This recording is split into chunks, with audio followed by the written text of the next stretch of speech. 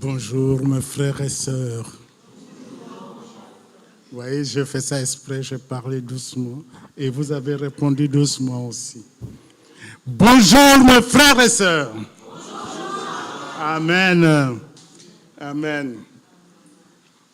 Moi j'aime bien quand je suis ici, c'est Alain Pella.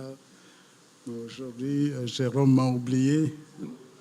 Je prends le micro, c'est plus facile encore. Je prends le micro. Je vais demander, comme on a parlé au pasteur, il y a beaucoup d'absents. Est-ce que vous pouvez avancer un peu ceux qui sont derrière? Parce que le sujet qu'on va parler aujourd'hui, c'est un sujet qui nous concerne tous. Est-ce que vous saurez avancer? Et ce sera plus facile.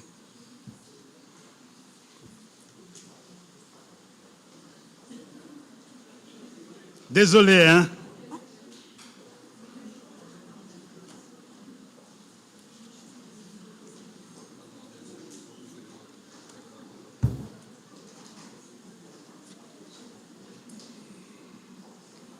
Désolé. Voilà.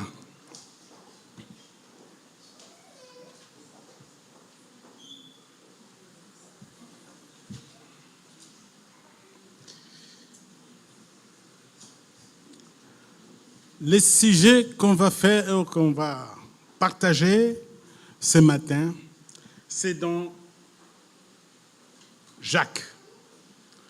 Jacques 1, lisons à partir du verset 2. Jacques 1,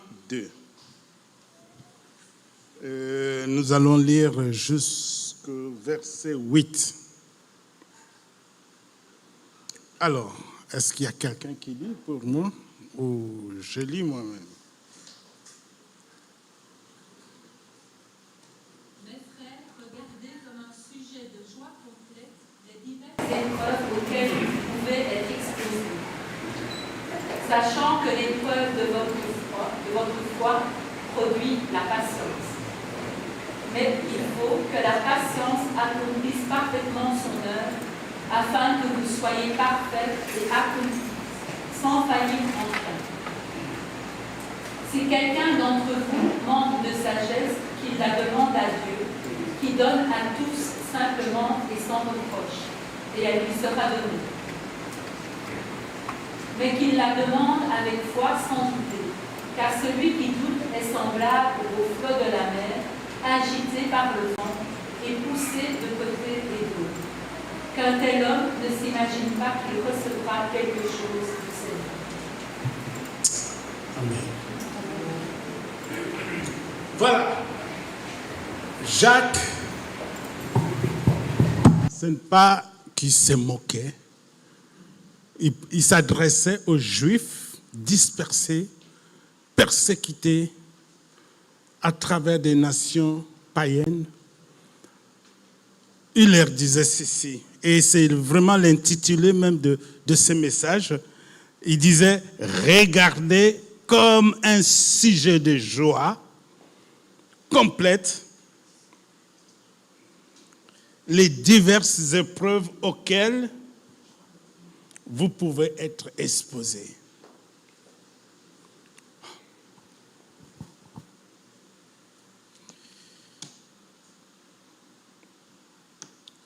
Jacques, en d'autres termes, Jacques veut dire ceci: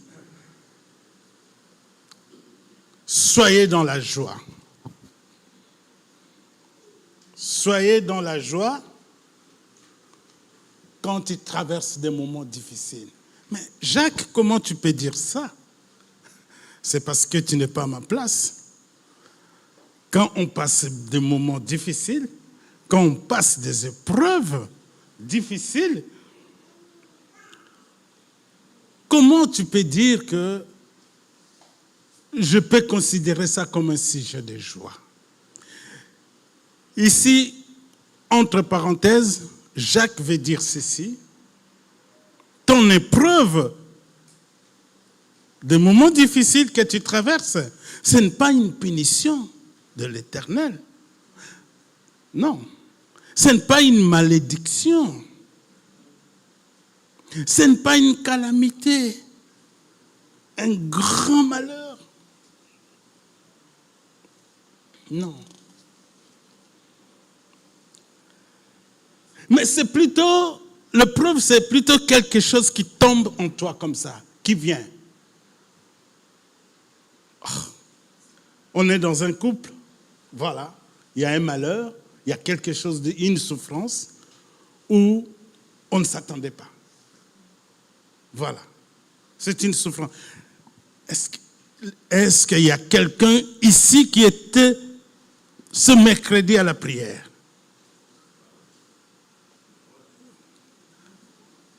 Tu peux lever la main. Et ce mercredi, on a prié. On a prié pour des souffrances à l'église. Et j'avais même dit, venez tous, parce que tout le monde a quelque chose. Tout le monde a une souffrance. Tout le monde a une preuve. Que ce soit dans la maladie, que ce soit dans ton travail, que ce soit, je ne sais pas. On a tous une souffrance. Mais Jacques,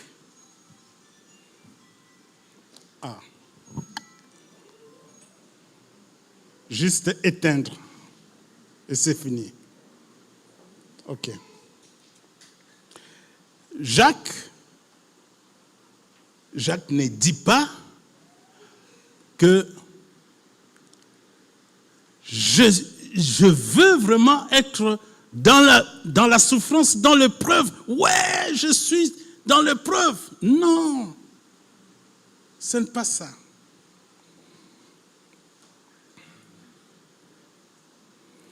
L'épreuve ici, c'est comme je dis tantôt, c'est quelque chose qui nous tombe dessus et que on n'arrive pas à comprendre. Souvent, dans nos épreuves, on nous a fait du mal. Ça, je donne souvent cet exemple.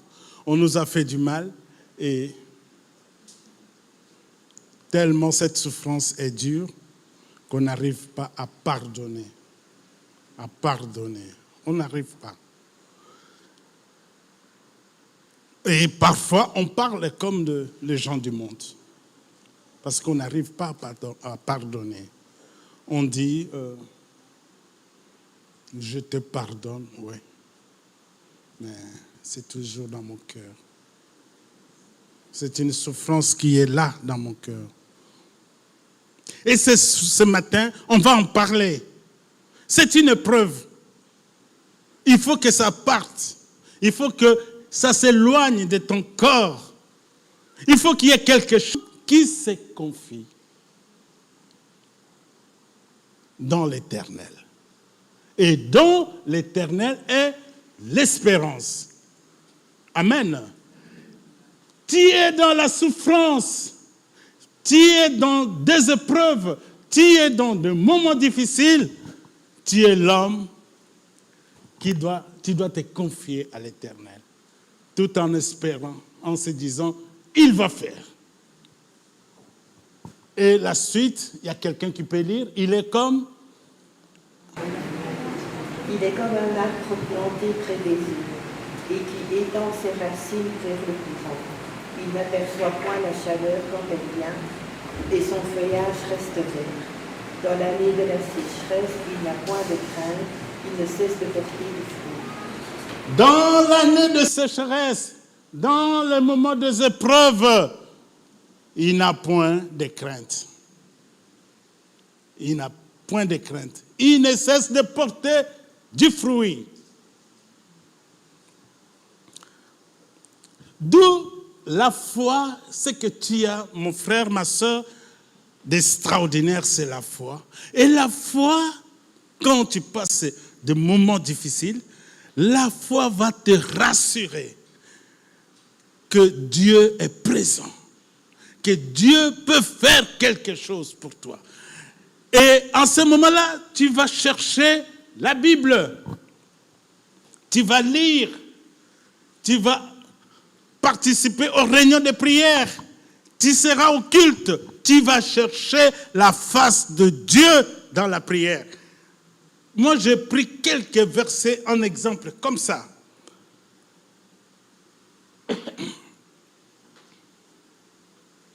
Parce que à ce moment-là, tu t'es dit, Dieu a le contrôle de ma situation. Quand tu prends Deutéronome, tout au début, 31,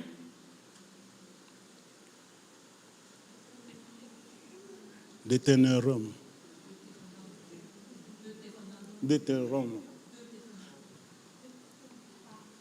31. Ouais.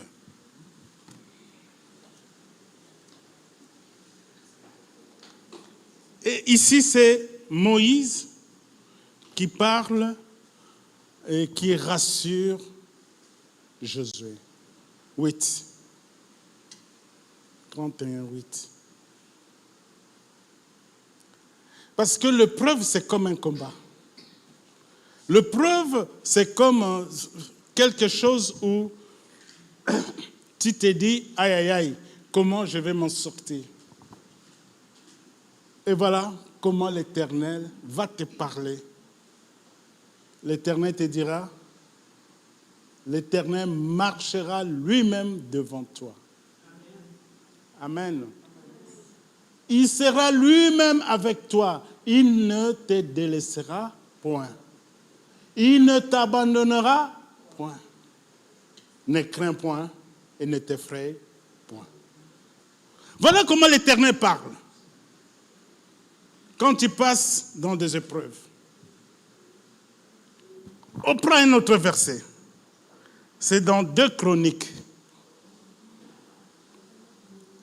2 Chroniques 20.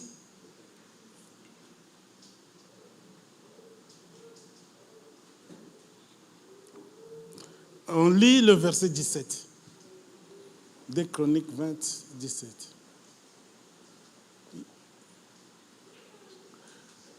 Il y a quelqu'un qui lit ou moi? À combattre en cette affaire. Présentez-vous, tenez-vous là et vous verrez la délivrance que l'Éternel vous accordera. Juda et Jérusalem, ne craignez point et ne vous effrayez point. Demain, sortez à leur rencontre et l'Éternel sera avec vous. Tu vois comment l'Éternel parle? Ici, l'Éternel parle à Josaphat. Il lui dit, vous n'aurez point à combattre en cette affaire. Ah, moi, j'aime bien quand on passe des moments difficiles dans les épreuves et l'Éternel vient te dire, ce problème que tu traverses, ce n'est pas ton problème, c'est moi. C'est mon problème. Amen. L'Éternel te dit, c'est mon problème. C'est moi, je vais combattre à ta place. Je vais faire, demain sort. N'ayez pas peur. N'ayez pas peur, sort.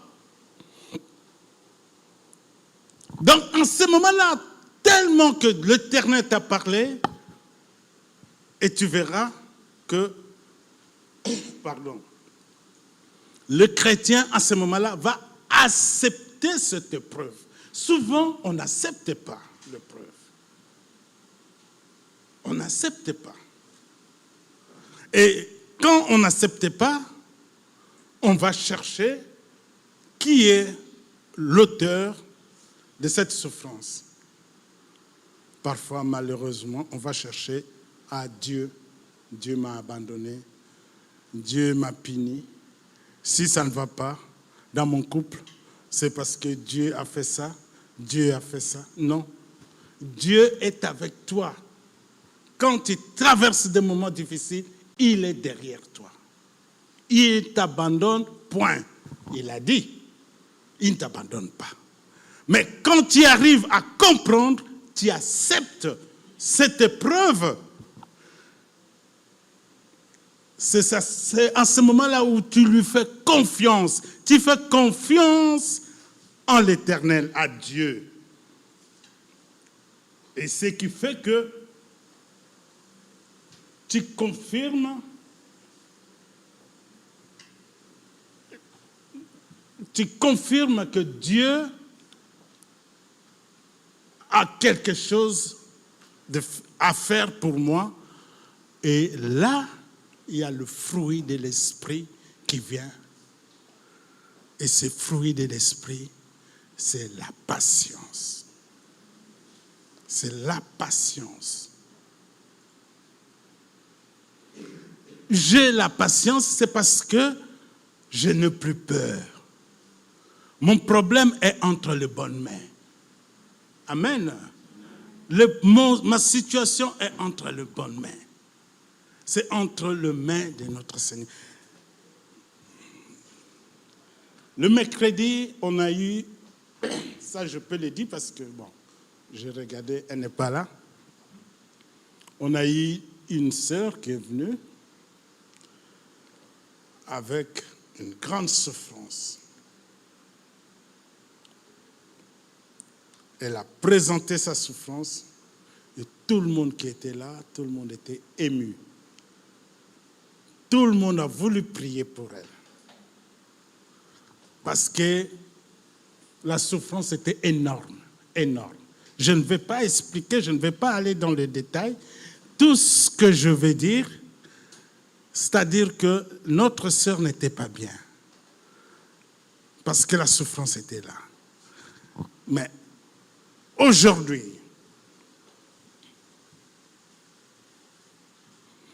peut-être elle va regarder en ligne,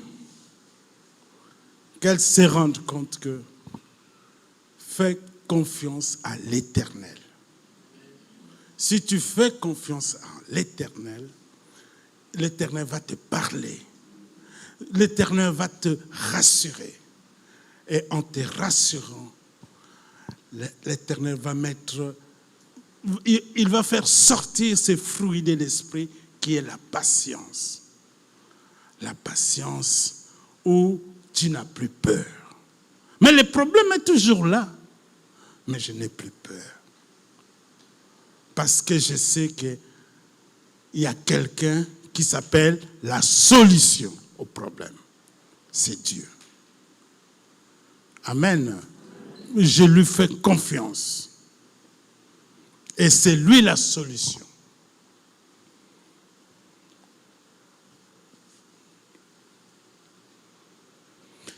Vous savez, quand nous lisons, même Pierre le dit,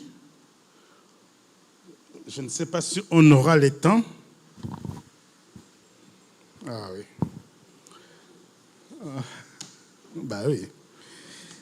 Ouais. La foi, la Bible nous dit, c'est comme l'or. L'or.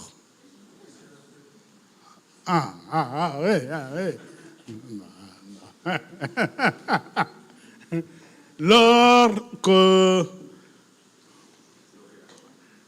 L'or et l'argent. Mais l'or, le métal précieux. L'or résiste à l'épreuve du feu. Et la patience, la foi, mon frère, je vais te dire, la foi résiste au feu des épreuves. La patience résiste. Et la foi. Parce que, qu'est-ce qui fait mal? Ta situation est là. Tout le monde, c'est ça ce qui fait beaucoup mal. Tout le monde vient te voir, te dit, ah, ton problème est toujours là. Et pourtant, tu pries. Et pourtant, ton Dieu est là. Mais comment ça se fait que ton problème est toujours là? C'est là où ça fait du doute. Où tu vois les chrétiens vont commencer à se dire, moi je parlais à un frère qui ne vient plus ici à l'église. Il me raconte son histoire. La famille m'a abandonné. Bon. Moi, je lui dis, mais Dieu est là. Mais oui, mais Dieu est là, mais ça ne change pas, ça fait des années. Oh, ta foi s'éloigne. C'est pour ça que j'ai dit, garde bien ta foi. De dire, même si ça dure, ton problème, Dieu est là. Il a toujours le contrôle. Amen. Il a toujours le contrôle. C'est là où quand les gens commencent... Moi, je vais vous apprendre beaucoup de choses d'Afrique. Vous savez, en Afrique, je parle de... Je crois que toute l'Afrique noire, ils font ça, mais je parle plus au Congo. Quelqu'un qui a un problème et qui passe, et tu vois d'autres personnes, ils savent qu'il a un gros problème. Hein? On ne lui dit pas, ah, c'est celui qui a le problème. Non, on ne dit pas ça. Non. On fait juste un signe, mais même si la personne voit ce signe, ça lui fait mal. Vous savez c'est quoi ce signe? On lui fait comme ça. Vous en Europe, vous ne faites pas ça. Mais chez nous en Afrique, la personne qui passe, tu vois, il regarde l'autre et il lui fait.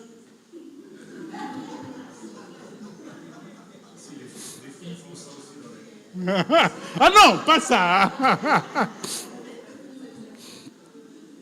Et tu vois, la personne se dit, ah, tout le monde est au courant de ma situation.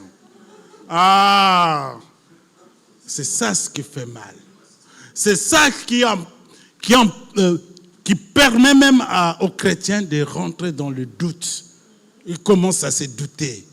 Mais est-ce que Dieu, il dort ou est-ce qu'il est là? Est-ce qu'il voit mon problème? Parce que ça dure.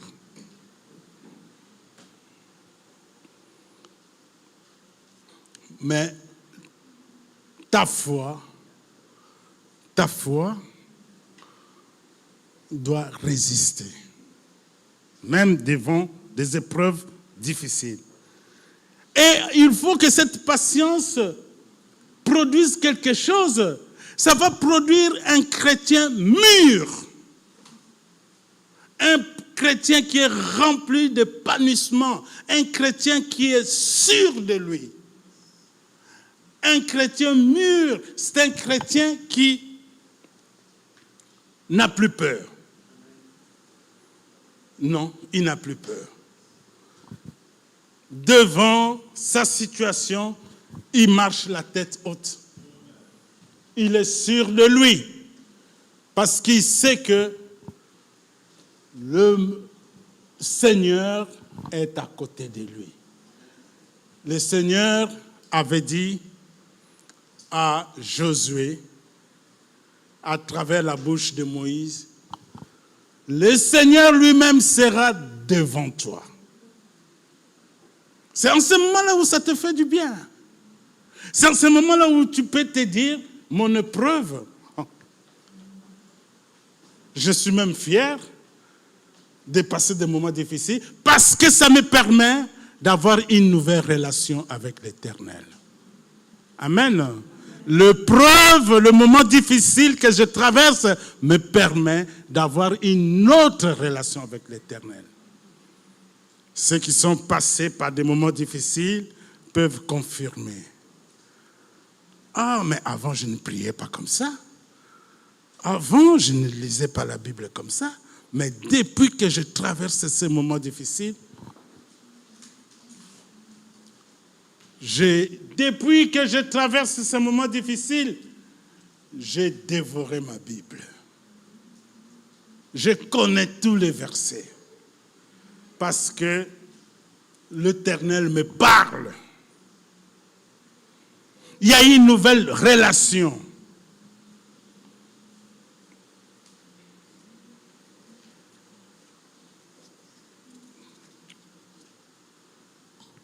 En résumé, je peux dire ceci.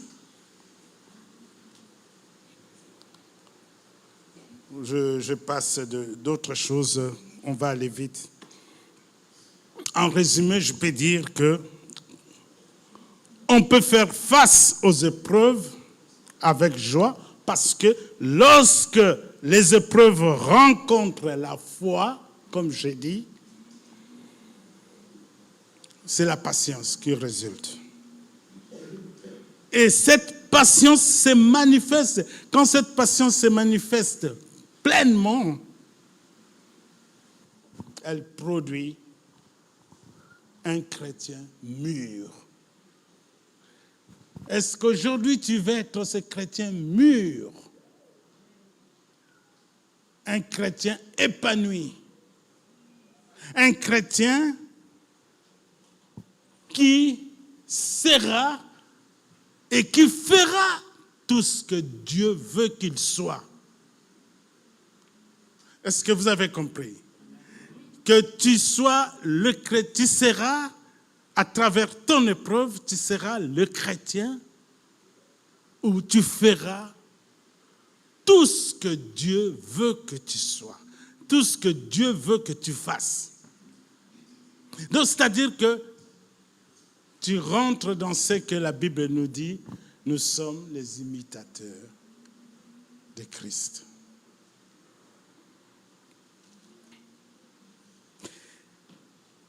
Mais Jacques ne s'arrête pas là, parce qu'il sait que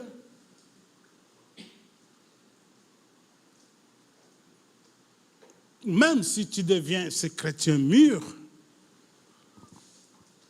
mais souvent le problème est toujours là. Hein? Le problème est toujours là. Donc, c'est-à-dire que je n'ai plus peur. Je sais que mon Dieu est là avec moi. Mais comment sortir de cette situation? Comment? Il faut demander l'aide. Et au verset 5, revenons à Jacques 1. Jacques 1, 5. Si quelqu'un peut lire, si quelqu'un d'entre vous manque de sagesse, qu'il la demande à Dieu, qui donne à tous simplement et sans reproche, et elle lui sera donnée. Pour trouver de l'aide, c'est demander à Dieu. Souvent, on se pose la question, mais comment gérer ma situation dans mon état actuel où j'ai encore des épreuves de souffrance? Ou alors, comment devais-je rester la lumière du monde? Seigneur, comment je dois continuer à te servir malgré mes épreuves? L'Éternel, Jacques dit, mais va demander la sagesse à Dieu. Demande la sagesse à Dieu. Mais ce n'est pas fini. Mais pour recevoir la sagesse de Dieu, quand nous lisons dans 6 et 8, ça vous pouvez lire. Donc, pour recevoir la sagesse, dans le verset 6 et 8, dans les épreuves, les chrétiens doivent être sages en la demandant. Comment? Il doit d'abord demander avec foi. On a parlé de foi. On a insisté sur la foi. Avec foi et sans douter. C'est là. Seigneur, c'est vrai que je te suis, mais ma situation, ça dure. Ça dure longtemps. Ma situation, ça dure longtemps.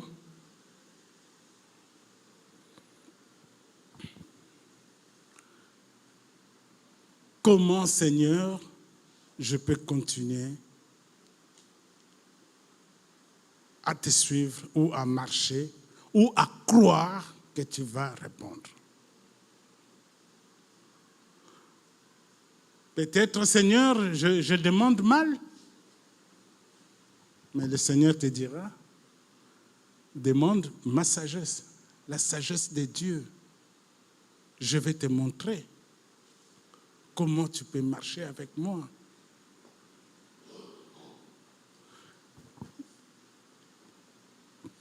La Bible nous dit, Jacques dit clairement celui qui demande, mais qui doute, il est un homme irrésolu.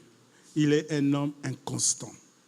Il est un homme qui, un pas vers le Seigneur, mais 2 pas vers le monde.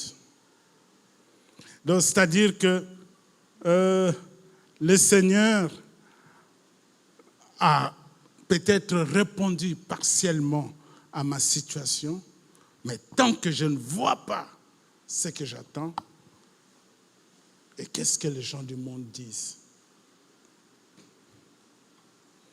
Parce que souvent, on vit dans une société où tellement le monde a pris beaucoup de place, on demande beaucoup de conseils. Et les conseils qu'on demande,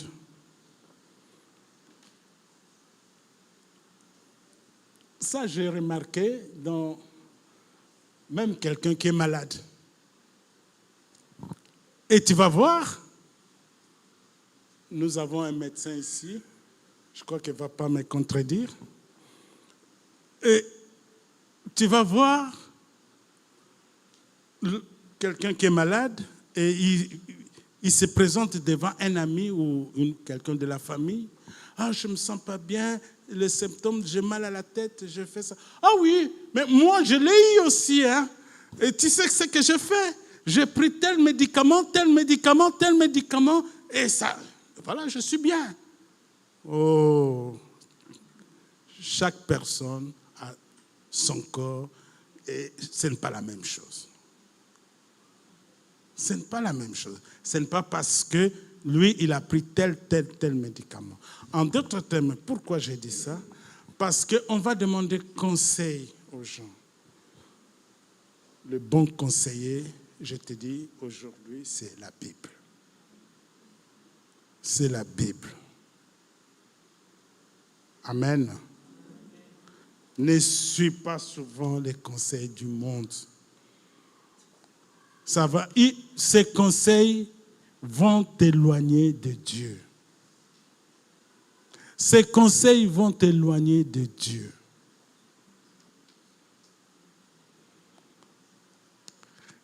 Tellement le diable a pris beaucoup de place.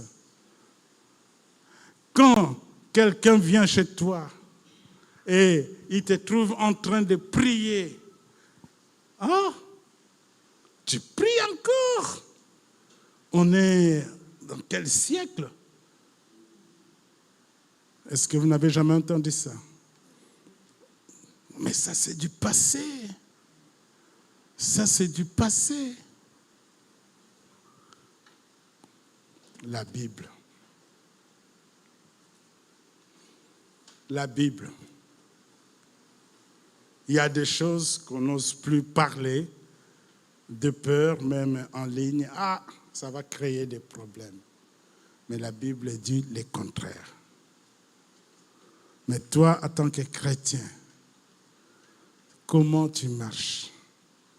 Tu marches avec ce que le monde, où tout le monde fait la même chose, ou tu marches avec ce que la Bible te dit?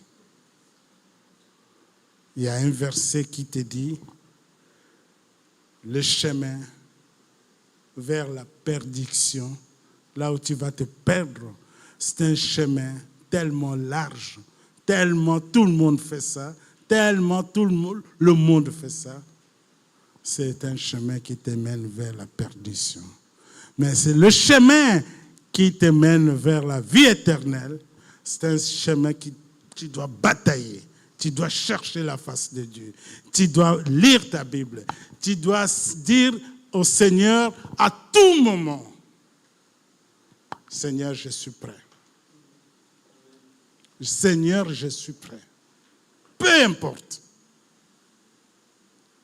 Je crois que le message d'aujourd'hui, c'est mercredi, il y aura tellement de monde qu'on va chercher de la place.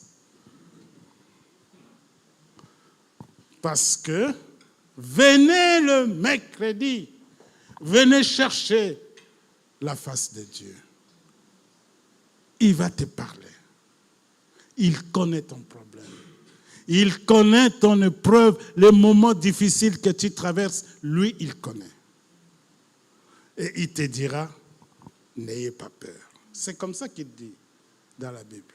N'ayez pas peur, ne crains pas, je suis là. Est-ce que tu crois quand il te dit ça? Est-ce que tu crois quand la parole te dit, Seigneur est avec toi? Est-ce que tu crois quand le Seigneur, la Bible te dit que Dieu est capable de trouver la solution? Quand nous lisons l'histoire de Lazare, on a parlé ça encore ce mercredi. Les deux sœurs de Lazare savaient qui était Jésus. Ils savaient que Jésus était capable. Mais quand Jésus a dit, où est-ce que vous l'avez mis? Ah, Seigneur, c'est par là.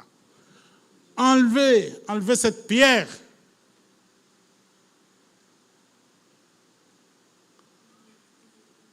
La sœur de Lazare a dit, Seigneur, ça fait 4 jours, il sent. Est-ce que toi aussi, quand le Seigneur te dit, fais ça? Parce que parfois le Seigneur nous dit de faire des choses et qu'on se dit, ah oui, mais ça c'était dans l'Ancien Testament.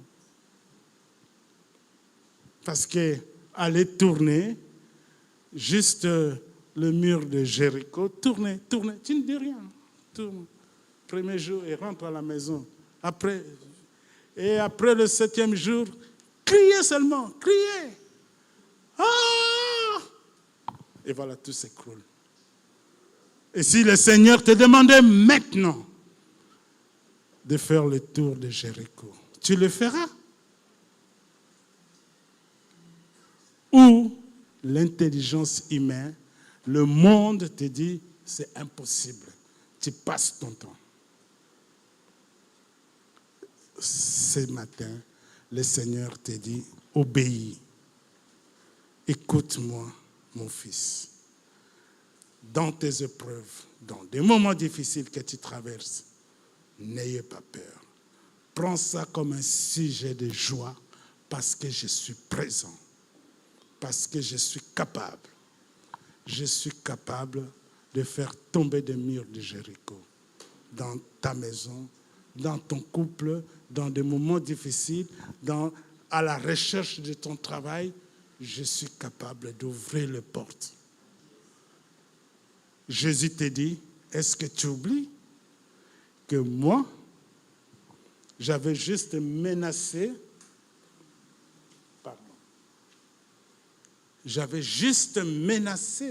le vent et le calme est revenu. Dans ta situation, ça bouillonne dans tous les sens. Est-ce que tu crois que Jésus est capable de ramener le calme? Fais-lui confiance. Il peut changer ta vie. Il peut ramener le calme. Amen. Moi, si je vous dis, je suis à la fin. Si je vous dis ça, j'ai insisté pour ce message. Quand le pasteur m'a demandé, ça fait une semaine qu'il m'a demandé, c'était ce sujet dans ma tête.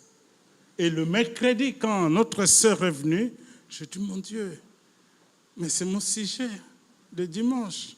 Bon, je ne dis rien, je dis seulement un tout petit peu. Mais vous savez que je préparais bien ce message hier, samedi, et je reçois la parole du jour. Dans nos téléphones qu'on reçoit des messages. Et là, j'ai dit, waouh, il faut que je parle. Je vais vous lire juste ce que j'ai reçu et après j'arrête. Voilà ce que la parole du jour dit. Bien plus, nous nous réjouissons même dans nos détresses, car nous savons que la détresse produit la patience. La patience produit la résistance à l'épreuve. Et la résistance, c'est l'espérance. Et cette espérance ne nous déçoit pas, car Dieu a répandu son amour dans nos cœurs par le Saint-Esprit qu'il nous a donné. C'est dans Romains 5, 3 et 5. Que Dieu vous bénisse.